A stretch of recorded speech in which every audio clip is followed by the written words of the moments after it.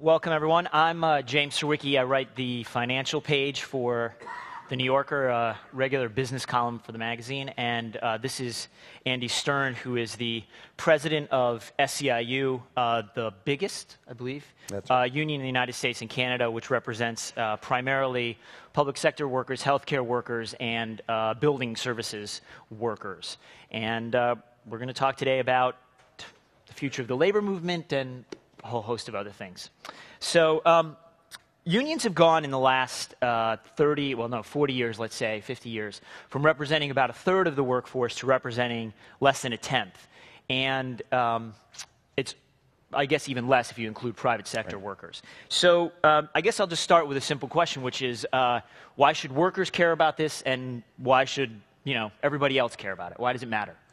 So let me just say two things. One is I was wondering how I got to be the third speaker this morning after Malcolm and after the mayor. And I realized, and Malcolm helped me understand this, that I was the top choice of all the sports combines. The union guy, right?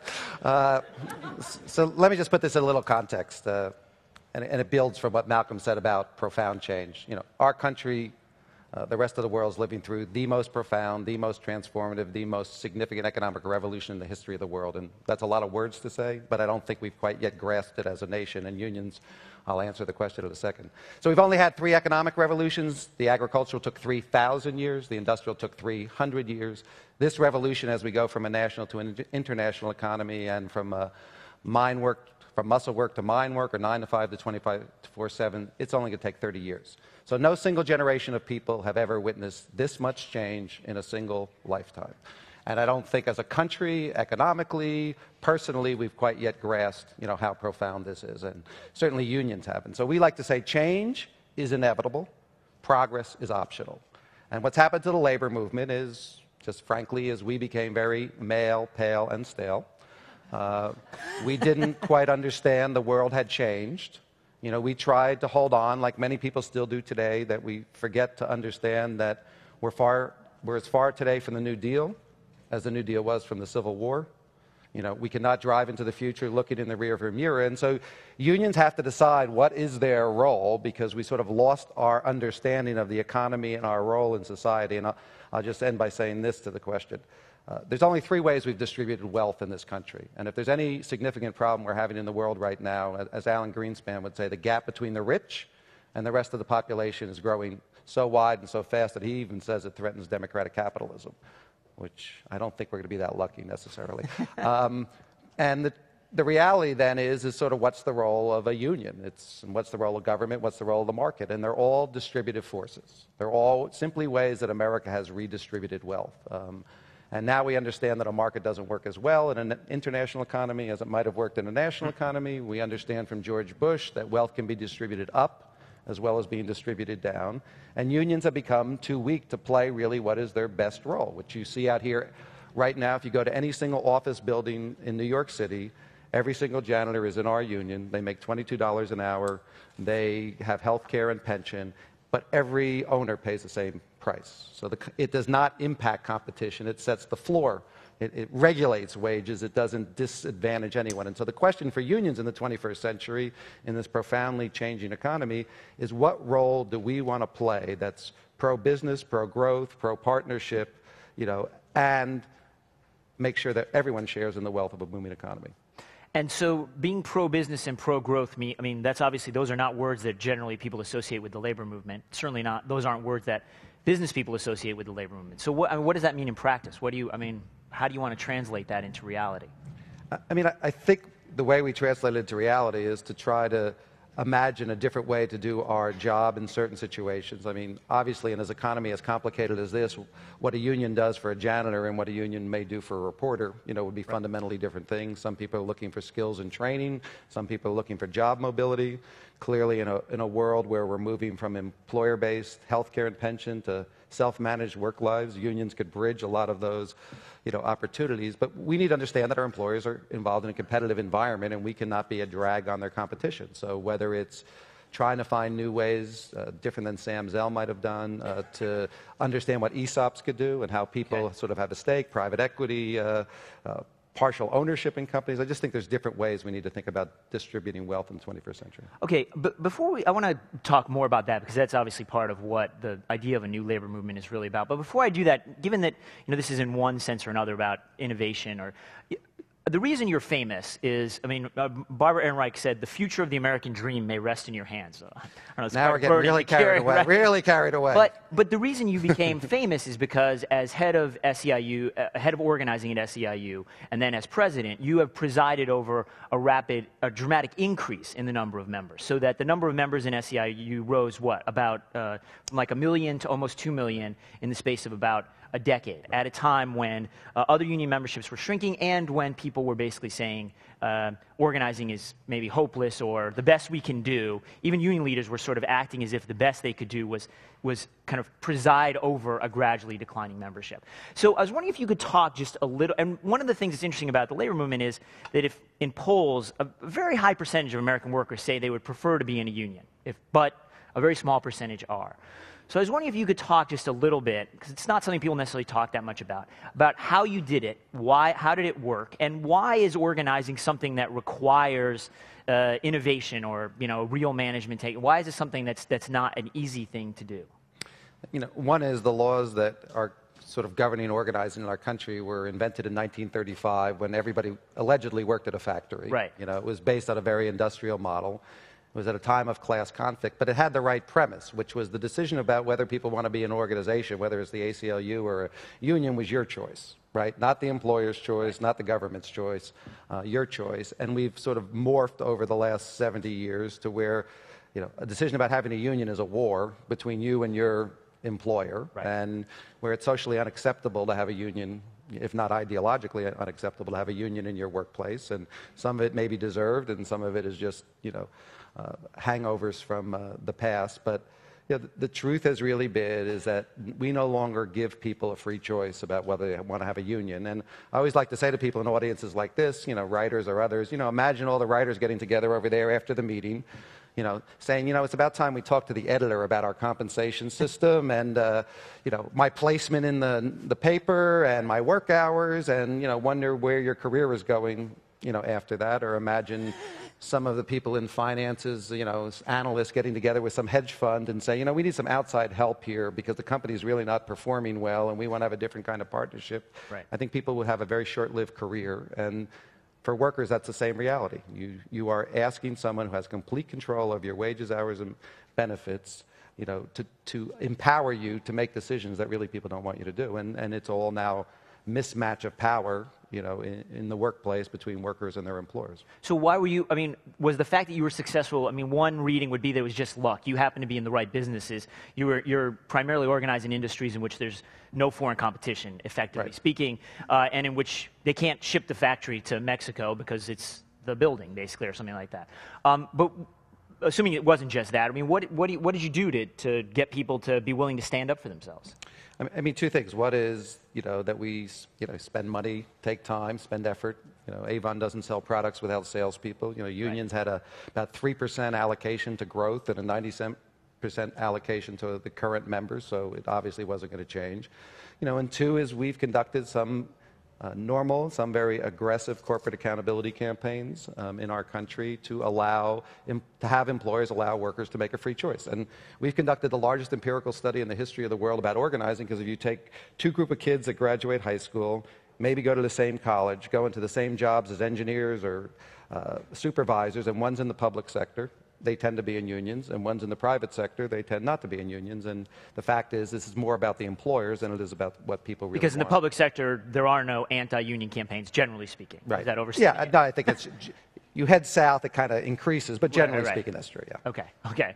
So now, the second thing that made you famous was in 2005, you broke away from the AFL-CIO. You actually created I was going to say splinter, but that makes it sound like it's small, effectively a new umbrella organization called Change to Win, which involved SEIU, HERE, some of the most dynamic unions out there. Why did you want to fracture the labor movement, and what is it that you're hoping to accomplish? What was the point? Why was Change to Win necessary? So what I always say to people is, I hate change. I'm one of these people who drives to work exactly the same way. If you go to my house, everything's put exactly, where I take it, I put it exactly back. And the only thing I hate worse than change is seeing the people that go to work every day not do well.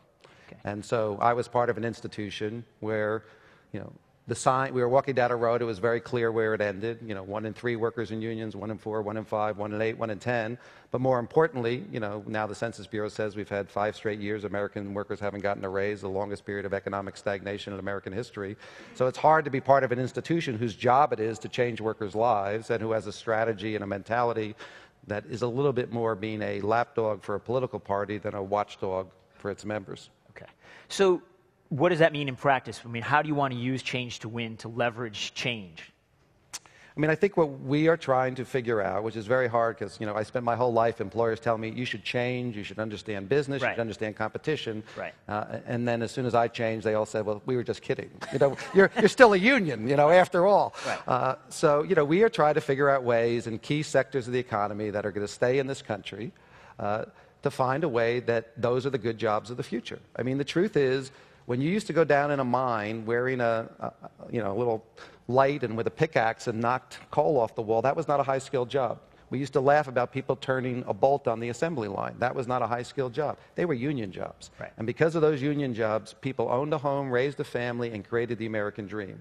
And the question now is not about is there income, it's about the distribution. And if those jobs in warehouses, jobs in trucking, jobs in telecommunications, jobs as cleaners, security officers, child care workers are not good jobs in America, I don't know what's going to happen. And, my motivation, I'll just, say this, is I've spent 35 years, like many people in this room, trying to create this to be the greatest country on earth. And I don't like the fact that 79% of all parents think their kids will not do better than they do. 52% think their kids will do worse.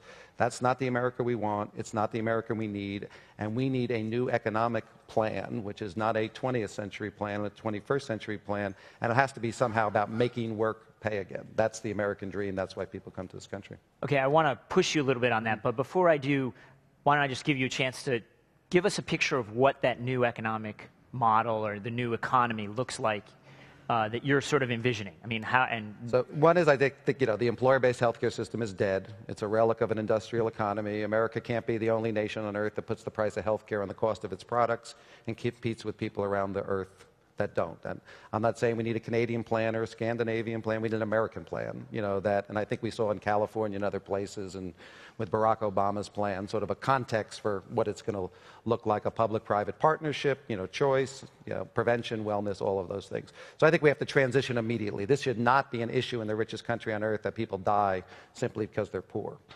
Two is I don't think employer-based pension plans are going to live much longer, defined benefit pension plans, but we have no new 21st century wealth-building plans. England has this child trust that begins to invest money when you're a kid. You could imagine extending that in a very different kind of ways, but we cannot have no wealth-building plan, and whether it's refundable tax credits, employee contributions, employer contributions, we could look at Australia and other places or TIACREF as models. There has to be a non-job-based wealth-building plan so that people, can retire. And then within that, there has to be some wealth-sharing plan about work, where people who take responsibility are productive, share better in the economy. I believe in merit pay for teachers in some sense, if it's school-based and not individual-based. On the other hand, I believe in merit pay for CEOs. And when John Mack gets $41 million after he knocks off $8 billion of the value of the company, I wonder how that merit-based plan is really working. So to me, it's dealing with the issues of health care and income security over a long period of time in a non-job-based way, and it's about figuring out different ownership, equity, stakes, unions, and some of the other professions that allow people to share better. It's a tragedy that college kids are not getting the benefits that they used to get of graduating college. Their wages are flat as well. Right. Now, you mentioned John Mack. You mentioned the CEO issue is obviously a very big one, at least in visual terms. People spend a lot of time talking about CEO compensation. And as you mentioned earlier, the biggest change over the last 2 or 3 decades has really been the increase in income that goes to the top 1%, essentially. And actually even within that, it's to the top 0.01% and so on. I guess the question I have is, how do unions impact that at all? Do you really think John Mack is going to cut his compensation if Morgan Stanley's janitors get unionized or whatever it is? Doubtful. No, I mean, I think this is not a question about people getting rich. It's about too many people getting poor. And, to me, the question is, Ben Bernanke says that 20 to 25% of the inequality in this country is caused by the lack of unions. Okay. It's just an imbalance of power, because collective bargaining is just a way to distribute the proceeds, of a firm. And right. So to me, we're not the answer. We are part of a solution that goes along with government, that goes along with sort of wealth sharing in different ways within firms. But, 20 to 30%, if Malcolm talked about 10% increase in educational scores would be huge over 3 years. Imagine, what we could do if we could begin to take 20 to 25% of the inequality out of this country. Okay. I was wondering if you could talk a little bit about, obviously one of the challenges that you face is almost a broader, or I would think of it as a kind of broader cultural shift almost, which is to say, there are no more labor reporters in American newspapers. One of the real paradoxes is, on the one hand, the working class, so to speak, has maybe been never talked about more. Think about Pennsylvania and this desperate desire to appeal to working class voters. And yet in kind of practical, concrete terms, in terms of, how much money they make, et cetera, they are kind of way off center. They're not at the heart of what people think about. And the image people have of unions has totally changed as well over 30 years. 40 years ago, it was, of course, you would only buy the union label. Nowadays, is that part of the change? Do you need to I hate to use this word, rebrand unions, but I guess in a deeper sense, do you need to change the idea people have of what labor is? Well, I think there's two different groups of people. As you said, if you ask most workers about unions, right. 81% would say they would join an organization. If it's 50, it's a huge amount of people. Right. If you ask about, people of higher incomes, there obviously is a problem. That's one of the reasons I wrote that book that you're holding called A Country That Works. It's one of the reasons I'm at places like this, because I think there's a different discussion. Because as much as I love unions, I actually love this country a lot more. And, I am going to be the first generation of parents in American history who leaves this country worse off for my kids than I found it, and I'm not proud of that. And as much as I love unions and we need to rebrand it, if we could solve our healthcare crisis and pension crisis and, at the same time rebuild unions, I think this would be a much more decent society, a much more wonderful country than the one we have right now.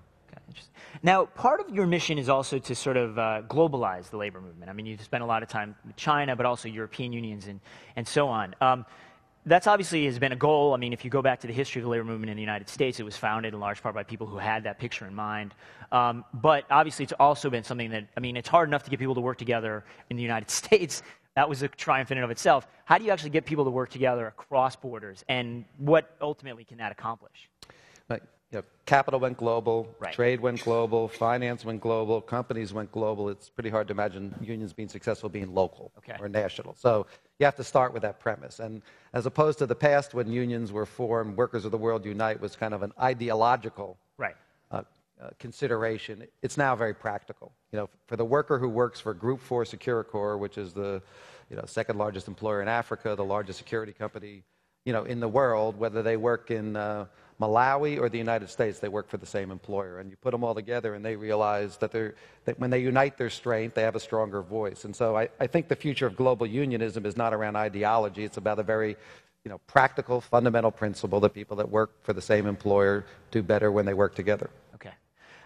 Now, Robert Reich, in his book, Super Capitalism, the new book, actually sort of in a sense kind of blames, says the real problem is not, that the labor movement got anemic or greedy CEOs. The real problem is sort of Americans, that kind of American consumers have gotten in this mindset that basically, low prices at all costs. And I was thinking about, I was reading, it's always a dangerous thing when someone reads a passage that you wrote in a book, but you're talking about SEIU 1199, which is, obviously Dennis Rivera's union, a great success. And this talked about them using their political power to get a better deal for hospitals and for healthcare workers. And you say Dennis and the industry leaders use their coordinated efforts in Albany to win billions of dollars of reimbursements for hospitals, which translated into stable balance sheets for employers and excellent wages and the gold standard of benefits for the hospital workers. And you read that and you do think, well, who's paying the bill? We're all paying the bill for that, basically. At a time, and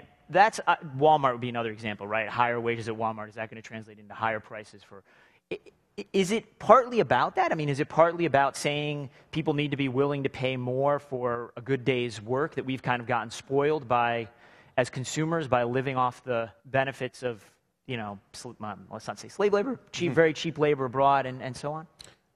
I mean, I think, there is a reality that in that case, politics distorts good social policy. Just come to Washington every single day. You can watch bad social policy be made in farm bills and wars and things that, politics trump social policy. And I'm not sure we should make decisions about health care, strictly through the political process, right. on a day-to-day basis. And, if you go around the world, people have much more used to in Europe, sort of having a certain context about health care and benefits and child care. Right.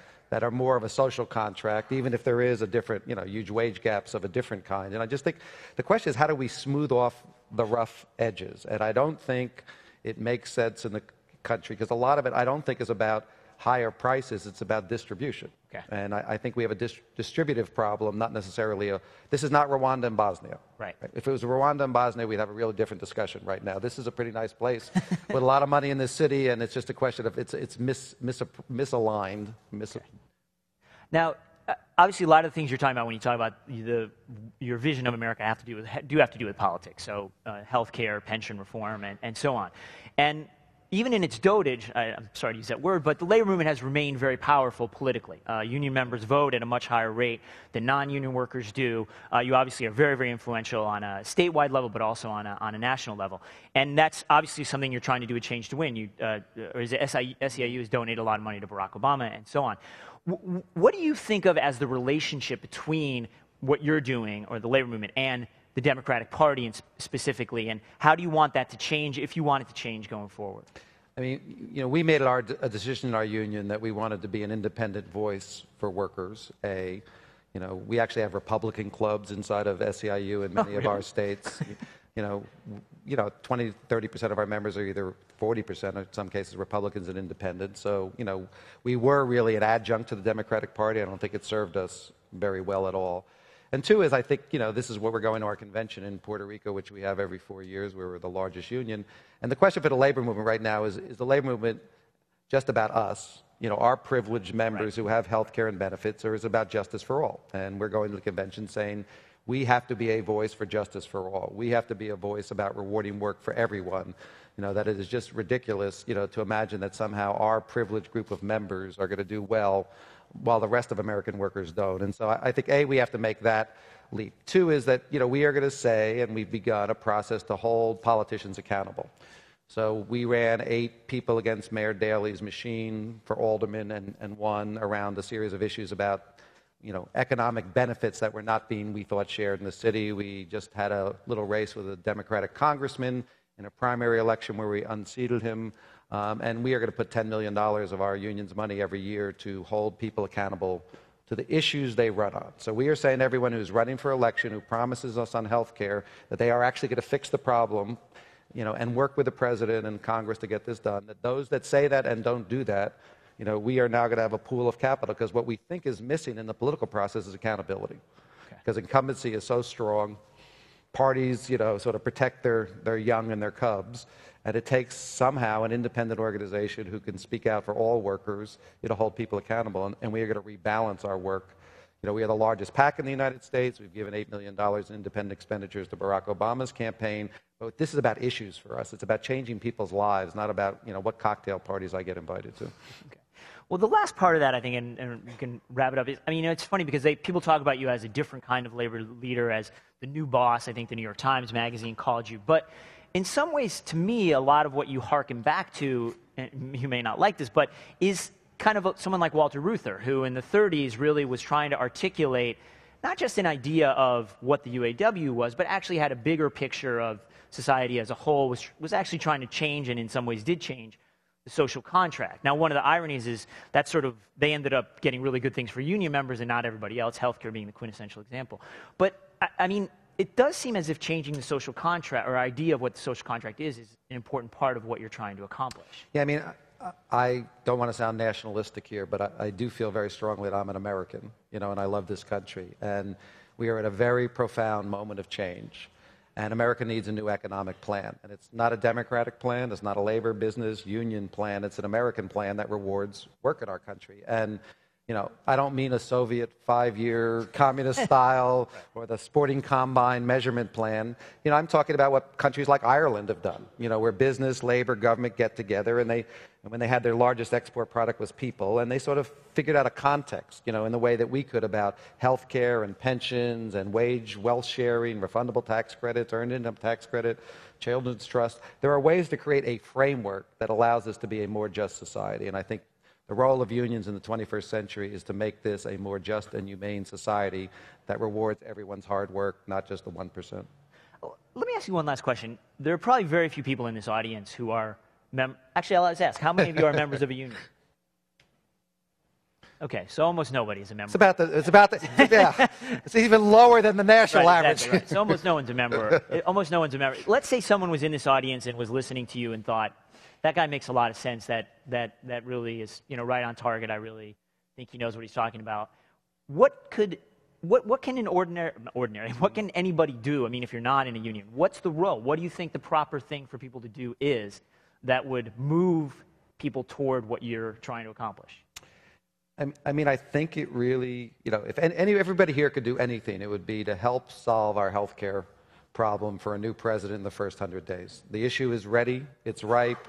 Business, labor, government, everybody knows this system is failing. It's not going to work. It costs too much. It's a drag on the economy. So to me, if we could do that one thing for a new president in the first 100 days, I'd just say we want it done. We know we like it this way a little bit better than that way, but we want it done because for kids at the moment, for employers at the moment, this is just a death knell, and for people, it's a death knell. People are dying because they're poor in this country, and I think if nothing else, we should all demand our next president solve this healthcare crisis. That would be a huge start for America. All right. Thanks very much. Thanks very much. Appreciate it. That's good. Good.